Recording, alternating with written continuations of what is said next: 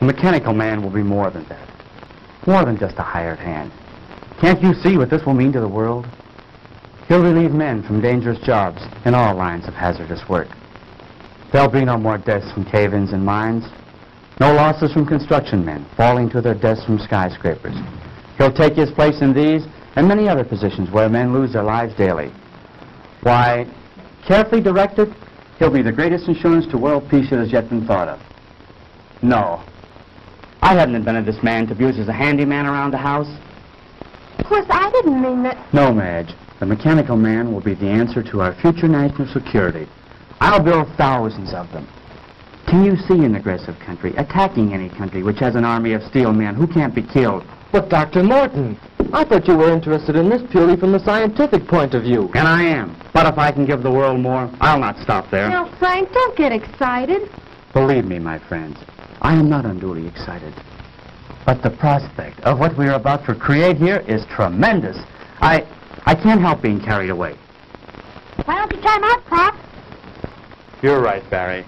I won't let myself get carried away until we see if we really do have a mechanical man who can do all these things. You mean you're going to do it now? Yes, now. Could I help you, Uncle Frank? What could you do? Well, Uncle Frank said we were all going to help him. Didn't you, Uncle Frank? Well, yes, I did, Janet. But I'm afraid there's nothing you girls could do right now except give us your moral support. Is there anything I can do, sir? Yes, James. Would you connect that line for me? The one over there on the other side of the bench. Right. And, John, if you hold this left arm in place, we'll make that final adjustment we were about to make before Mrs. Morton come in. Higher. Certainly, sir. Can I help too, Pop? No, I'm afraid not, son. You stand over there with Mary and Janet. There'll be plenty you can all do later on. Oh, gee, I don't ever get to do nothing. You come over here by me, dear, and stay out of your father's way. Oh, gee. I think we've got it. That should do it, Dr. Morton. Well, I guess that just about gets it, sir. Good, good. Now we'll see if all our work has been in vain. Here, give me a hand. Oh, Betty, we didn't see you come in, my dear. Darling, you look so pale. I'm all right, Jim. I've been worried about you, but Mrs. Morton said to leave you alone for a few minutes. Yes, I'm afraid I've been behaving rather badly. Everything seems to be getting on my nerves now. Well, everything will be all right now, Betty. I'm glad you're here. We're just about to prove our experiment. Dad can make them walk, Betty. That's fine, Barry. I'll be with you in a moment, dear. Please go on. Don't let me interrupt your work. Come over here by me, dear. All right. Now, James, if you throw the switch up there. Right.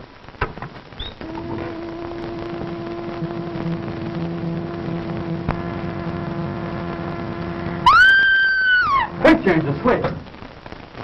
What is it, Betty? Tell us. It moved. Yes, I know. I was just about to set the man up and start him walking. But did you see that expression in his face?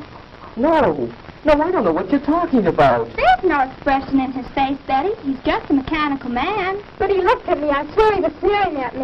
There now, dear. You're all upset again. Come with me. Oh, I'm sorry, but I... Better take her upstairs, Madge. Give her a sedative. I will, Frank. Come with me, dear. All right. Shall I come along? No, James. I think it's better if we go alone. Dr. Morton, do you think that... No, she'll be all right, James. Now, let's get back to where we were.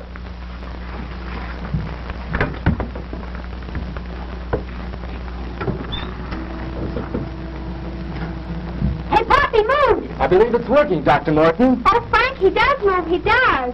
Mary, let go of my arm. You're pinching me. Isn't it wonderful? He moved. He really moved. Now we'll see how he reacts to my directions. Oh, Frank, he almost seems human. Yes, this exceeds my wildest hopes. He's strong, too. Just feel the resistance in his arm. I can see what Betty meant now. I could swear I saw him sneer just then. That's nonsense. This is a man of steel, John. He has no mind, no willpower of his own. You're all overwrought. As you know, he's controlled by voice impulses. Take one step forward. Wonderful. Wonderful. Now walk forward. Return to the bench. I said return to the bench. Stop him, James. Back. Back to the bench. Oh, so that's the way you want it.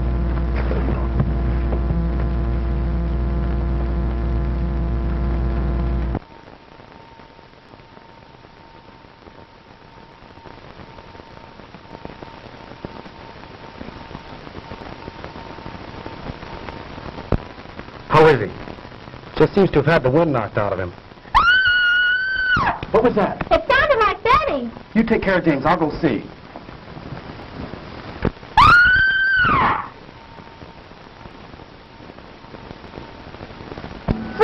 Frank! Madge, what is it? Oh, it was terrible, terrible. The mechanical man. What about it, Mrs. Morton? He came into the room where Betty was resting. Go on. And he scooped her up in his arms and he carried her up. I came running down here as fast as I could. Come on, John. We've got to stop that thing. Yes, sir.